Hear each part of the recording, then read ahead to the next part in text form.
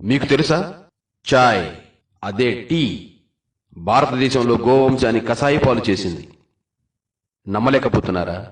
Tea ఏంటి, గోవంశాన్ని కసాయి పాలు చేయటం ఏంటి అనుకుంటున్నారా? విడ్డూరం కదూ. ఇది 100% సత్యం. బ్రిటిష్ వారు భారతదేశ వైభవాన్ని, సంపదను, వనరులను, అభివృద్ధిని, ఇక్కడ వైజ్ఞానిక సంపదను, భారతీయుల మేధాశక్తిని అధ్యయనం చేసి వీటన్నిటికీ మూలాధారం మరియు భారతీయుల సంస్కృతి, జీవన విధానం మనుగడలకు గోవే ప్రధాన కారణమని, దేశాభివృద్ధికి గోవే మూలమని అన్ని కోణాల్లో నుంచి నిర్ధారించుకొని భారతీయుల జీవన విధానం నుండి గోవును తప్పిస్తే తప్ప తమ లక్ష్యం సాధించలేమని భావించి కొన్ని కుట్రలు చేసినారు.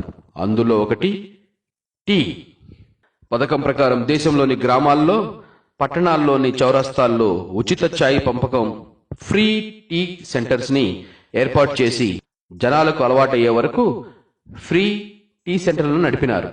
ప్రజలు ఛాయ్కి బానిసలయ్యారని నిర్ధారించుకొని తర్వాత ఛాయ్ ఆపేసి కేవలం ఛాయ్ పత్తి ప్యాకెట్స్ ఫ్రీగా ఇవ్వడం ప్రారంభించారు. ప్రజలు వాటిని పట్టుకెళ్లి తమ తమ ఇళ్లల్లో టీ చేసి తాగితే దాని రుచి కోల్పోయి ఛాయ్ కుదరలేదు. జనాలు పరిగెత్తి వారి వద్దకు వెళ్లి టీ బాగోలేదని అడుగగా అప్పుడు వారు అన్నారు, మేము మీకు ఫ్రీగా పంచిన టీ బర్రెపాలతో చేసినాం, టీ ఆవు పాలతో రుచిగా రాదు అన్నారు. అప్పటి వరకు దేశంలో ఇంటింటికి గోవులు ఉండేవి. వెంటనే దేశంలో బలమైన మార్పు ప్రారంభమై దేశవ్యాప్తంగా ప్రజలు తమ తమ ఇళ్లలోని కొట్టాల నుండి ఒక ఆవును బయటకు పంపి ఒక బర్రెను కట్టడం మొదలుపెట్టారు. సమాజంలో పాలు కొనేవారు సైతం ఆవు పాలు విడిచి బర్రెపాలు కొనడం ప్రారంభమైంది. మెల్లమెల్లగా దేశంలో బర్రెపాల డిమాండ్ ప్రారంభమై వేగం పుంజుకుంది.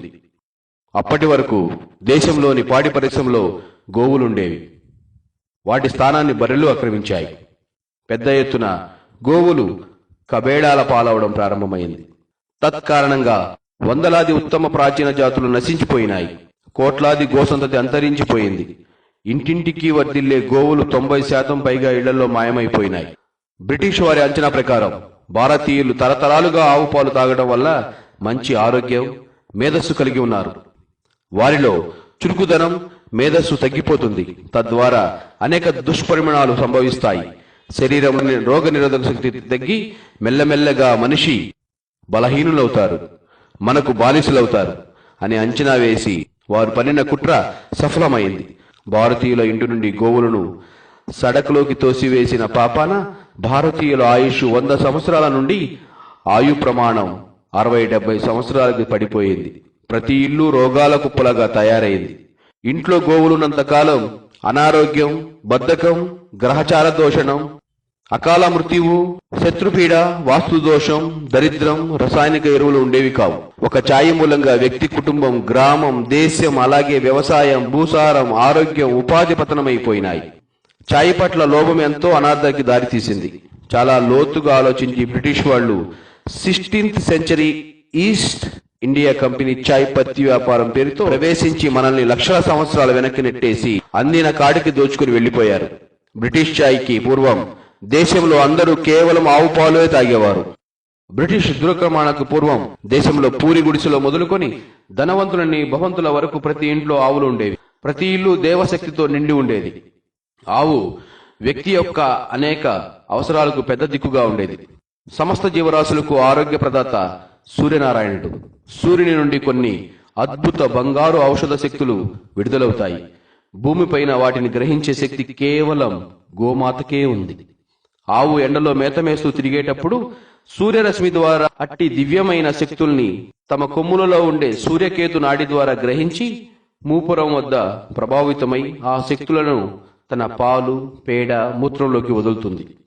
మిగిలిన శక్తి తన కాళ్ల ద్వారా అక్కడ భూమిలోనికి వదులుతుంది. దేశవాళీ ఆవు పాలల్లో సూర్యుని యొక్క శక్తివంతమైన సూర్యకాంతి ఉంటుంది. అది మానవ శరీరానికి అత్యంత శక్తివంతమైన ఔషధ భండాగారం. పైగా ఆవు పాలు మానవ శరీరానికి కావలసిన అన్ని పోషకాలతో నిండిన సంపూర్ణ ఆహారం. ఇప్పుడు ట్రెండ్ మారింది.